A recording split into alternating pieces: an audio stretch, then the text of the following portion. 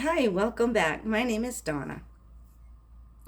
So I wanted to start off this video. This is like the fourth take, and just let you all know that right now we are on eternity watch, I'm going to call it. My dad is in transition. Um, he is in transition to his heavenly home. And I word it that way because I'm not really comfortable with saying the D word right now. Um, I know it might seem like uh, I'm untouched, not feeling anything, and it's just because right now I just don't want to. I don't want to feel anything right yet. I want to not worry about it too much. It hasn't happened yet, and when it does, then I will feel all the feels that I'll feel. And sorry, those words were rather redundant, weren't they? But anyway, I did tell you last time, and I think in the previous video, besides, which this is my third video, that I was going to be raw and real. Um, so I am a pathological worrier, and so I am in that state of mind, chomping at the bit, waiting to hear any news. My parents do live far away, and so I can't be near them right now. So it's you're wondering what's going on and what's happening, and waiting to hear news, waiting to hear if any changes and things like that. And so it does drive one a little bit kooky, but I'm going to try to just not worry and rest in Jesus, and knowing that when it does happen, I at least have the joy of knowing where he is. And God gives me that reassurance and that comfort. But I do have the phone next to me. I have, for the past 4 or 5 days, I'd say, have had the phone with me no matter where I have gone. And that includes even the bathroom. So I do have the phone on a low volume. But if I have to, I will probably just stop this video, and I will probably still upload anyway to get as far as I can, and we'll take it from there. And so if you would, just pray for a peaceful passing, and that God will give us the strength and the comfort that we need to face what the future will look like going forward. Because right now, of course, as with anything, whether it's a tragedy, an illness, or a death, there's always that uncertainty of the future, right? So, but I was looking back on the last two videos that I made, and I realized something. I think I had only mentioned once the condition that I have, the disability that I have. And since this channel is about my life and about the disability and living with the disability and what that looks like for me as a Christian, I was like, I never explained what exactly that is. So I am so used to being, this is a lifelong condition for me. And so I don't really think about it very much, because I think if I did, it would probably define me. And I have so many other things that already glaringly define me in dealing with the disability that I just don't want to focus on it. And plus, too, I think that where I've been like this all of my life, I just don't really even think about it. I think of myself in terms of this is just very normal for me.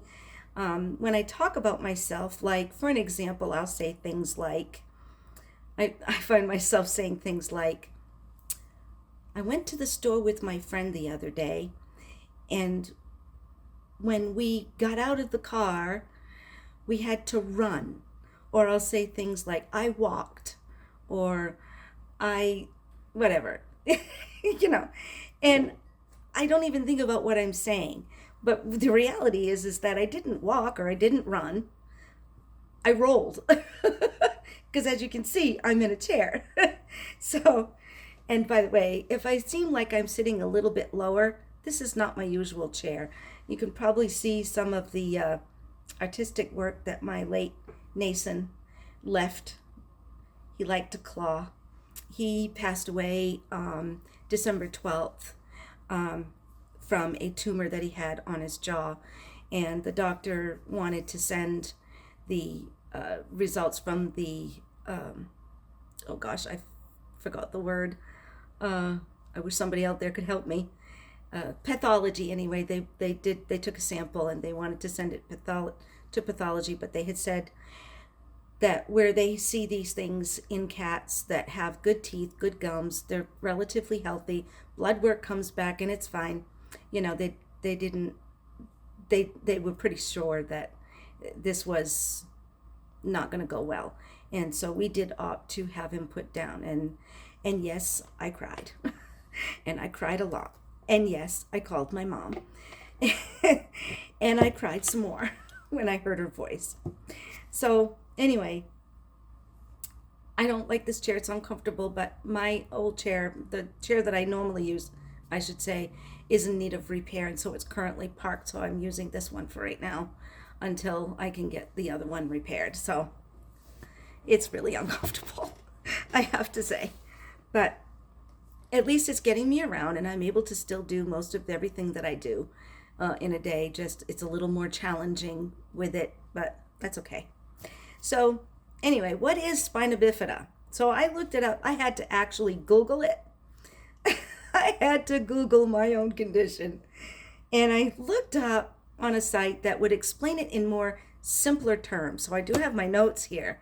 And I'm going to read probably pretty well directly from my notes. And this will kind of give you an idea of what I, am dealing with on a daily basis. And so spina bifida, in simple terms, is when the spinal column doesn't develop properly in the womb, causing a gap in the spine. It's a type of neural, the site said it was a neural tube defect. The neural tube is the structure that eventually develops the baby's brain and spine. Severity depends on where the gap is. And so where mine is lower in the back, I'm only paralyzed from the waist down. My legs do not work, never have, never will. I have no feeling in my legs. I could chop my leg off and be unfazed. And there are some children that, because it's a little higher, and because it is associated with the development of the brain, and as it says, and the development of the spine, some will end up with hydrocephaly, and which means water on the brain. And I will get into that more when I do future videos about what happened with me in terms of that as well. So some of the most common causes is not having enough folic acid, which is also known as vitamin B9. And believe it or not, and a lot of this that I found, I didn't even know, and I have it. So, but it is vitamin B9, which is the folic acid, and it's found in foods such as broccoli, peas, and brown rice. So eat your vegetables, ladies. So according to this website that I found called www.medicinenet.com, there was an article written dated from December 16, which happens to be my birthday, in 2022. And it says that the life expectancy of a person with spina bifida is 40. I say that's poppycock because I'm 59. And I remember being told that by my parents that when I was born, the first day here on earth, they gave me 3 months. And then they said, well, 16 years. And I got to be 16. And they said, well, 21. And I got to be 21. And now I'm, as I said, 59. So the reason that I say that it's a poppycock, which is a really funny word to use, but is because I don't really think that they actually really know. I know somebody that it was, at the time that I knew her, was already well into her 60s and she was still with us. So, God determines our days, doesn't he? So, anyway, it is a permanent condition, as I noted earlier, and there is no cure. And it usually happens in the first few weeks of pregnancy before a woman even knows that she's pregnant. And so there's no way to really necessarily prevent it. But, excuse me, they did say it is a known fact today that they can do surgery. They can take the baby out of the mother's womb and correct the problem and then put the baby back in to continue the gestation period. So that's a marvelous thing. There's been a lot of advancements that I've heard of, and so it's a good thing.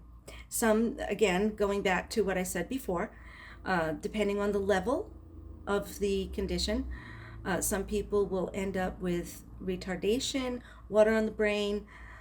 Some do die from it shortly after birth. That's probably why back in the year that I was born that they had no hope, because in their minds I was one of the worst that they had seen, and I far outlived that. But there are some that can walk. I have a cousin who discovered he had spina bifida, or a mild form of it, because he had bad back pain, and after much testing they ended up finding out that he had it too. So they were able to correct his with surgery. Being that it's the most common neural tube defect, the neural tube defect can be caused by genes passed, and it used to be thought that it was from the mother's side or the father's side, one or the other, but now they're realizing that it can be on both. It comes from both sides. My mother's mother had a baby that died not too long after birth, and we always wondered if she had spina bifida, and that's why she only lived a few days. But we'll never know that for sure. There are also environmental causes, like one other article that I read, that I got this piece from, said that it could also be caused from environmental factors, such as obesity, diabetes, and the other one was some prescription drugs. But they don't really, it's something, Anyway, so it is rare. And the last that I heard, and I did look up some other statistics, but the numbers were all over the place. And excuse me again. They said that the last I'd heard, they said 1 in 1,000. But some of the other statistics were a lot higher, but it is still considered very rare. It's 1 in, and then whatever big number of births in the United States, or amongst even different ethnic groups like Hispanic groups or African American groups and things like that. So when I was born, I will get into a little bit of what they experienced the first few days after. My father was the first to find out. The nurse brought me out to see him. I was all wrapped up, and he got to look at me. I don't think he was able to hold me right yet, because I have a bump on my back that is still there to this day. They had to close that in. I'll have to do a little bit more research on what that is. I do know that it was filled with a fluid, which I believe they drained, and I think that is why that in many children they will do implant a shunt in the head that had to be pressed every so many hours. And they did that to me when I was like 2 weeks old. And back then, they didn't put babies to sleep. So they just did it and put the shunt in, and it was working up until the time I was like 12 years old. And then it just stopped working. And I will never forget the day that it did stop, because I remember a huge pain in my head. It felt like I had a metal piece right around my head, squeezed my head, and then it was over. Well, it was one of those things where it started and it ended both at the same speed. It was over before I knew it, but it was still a tremendous pain. But they did do that to me when I was like two weeks old. They put that in to prevent that fluid from going up into the brain and causing the hydrocephaly. So my dad, as I said, was the first to see me. My mom did not see me until probably about a week later. They had to heavily sedate her. She had tremendous back labor, for one, and for two, I had come out breech, and so they had to put her out in order to finish the birthing process. And so she was, back then they kept you in the hospital for like ever. And then as she kind of came to more, from how I'm trying to remember the story of what they told me, was that she finally inquired about me and why she wanted to see her baby. Her first sight of me, our first meeting, as I call it, was not exactly the best, because when she saw me in the incubator, they had one arm behind my back, and so she knew about the disability now at this point, and so she needed to see. And so she was crying uncontrollably that morning. She woke up to the song Baby's First Christmas, and it was Christmas Eve. So I can imagine that it was probably not a very good Christmas that year. But they had so much so, crying so hard that the nurses had to call my dad to come down to try to, I guess, to console her and try to calm her down, because they couldn't. He brought her in to see me. I had that arm behind my back. So in her mind, not only was I disabled with this condition she knew nothing about, that nobody knew about, anything about, and so not on top of that, I'm missing a limb, but it wasn't that at all. I had both limbs. It was just the way they had me placed. So the story goes that he put her in the rocking chair that they had in the where they kept the little babies in the nursery, and helped her to sit because she was still quite sore. And he picked me up and gingerly wrapped me up in the little blanket, receiving blanket, and put me in her arms. And she said,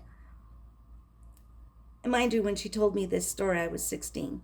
And she said when she was holding me in her arms, all she could do was just look at me and rock. And I think it was at that point that she kind of went numb. And I'm sure that her mind was racing. I'm sure she already knew that they had a funeral to prepare for, because the doctor had already told my dad to prepare for a funeral. And so she kind of shut down.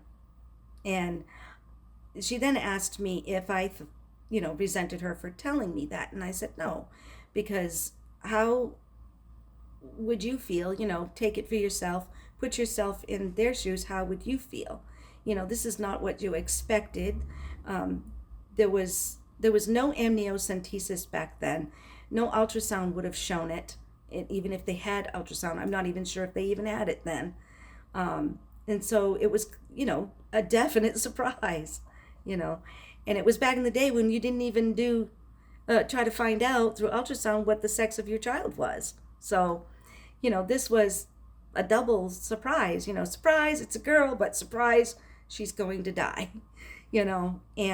But my mom credits my dad very much for stepping up and really taking control of the situation, even as he might have simultaneously felt very alone in what he was about to face.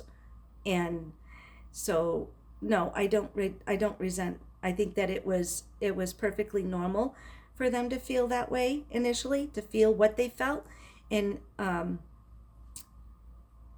any woman who is not expecting that kind of thing has a lot to process, because there is a lot to think about.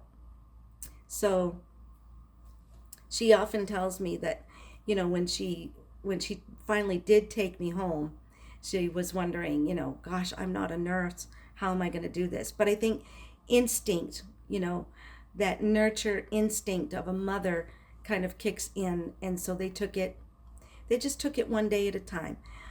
After I was, the surgery, let me go back a little bit. The surgery, when they put the shunt in, was done at a hospital in Portland, which we used to call CMG, but I don't know if they go by that name anymore. But it was done there. And then from there, I was sent to the Shriners when I was about 3 years old. So I will probably pick up a little bit from there because there are some little memories, and I wish I had some pictures to show you, but I'm waiting for some pictures to arrive that my mom has said she's going to be giving me. So it might even help me to remember a few more things. Some of my memories, I have to admit, are things that I remembered that they told me or other people told me. I don't think they're necessarily of my own per se, because I was so young. Obviously, I don't remember the day I was born. No, none of us does. But anyway, so that's what spina bifida is. And if you have any questions, any comments, if you yourself have spina bifida, please feel free to share your experiences in the comments below. And as I said again, if you have any questions, please feel free to ask. There's really no question that's off the table except for maybe a few, but I'll attempt to answer them if they get asked in a delicate way, if you know what I mean, if need be. Or I just might say, well, can we just bypass that one? Oops, somebody's outside my window. I wonder if they see me talking to myself. Oh well. Well, it looks like that, doesn't it? Anyway, I hope you all have a wonderful day, or evening, or morning, wherever you are. And please press the subscribe button if you would like to see more of this. Please don't be afraid to give me any of your suggestions and again, your comments, your questions, whatever. And press the little notification bell and so that you can get notified from when the next one is going up. So I usually do try to video and upload on Sunday, and so usually that's when it'll be, but times may vary. So, and if I am not able to, I will try to find a way to let y'all know. So again, have a good night, have a good morning, have a good afternoon, wherever you are, and God bless you. Bye-bye now. Mwah.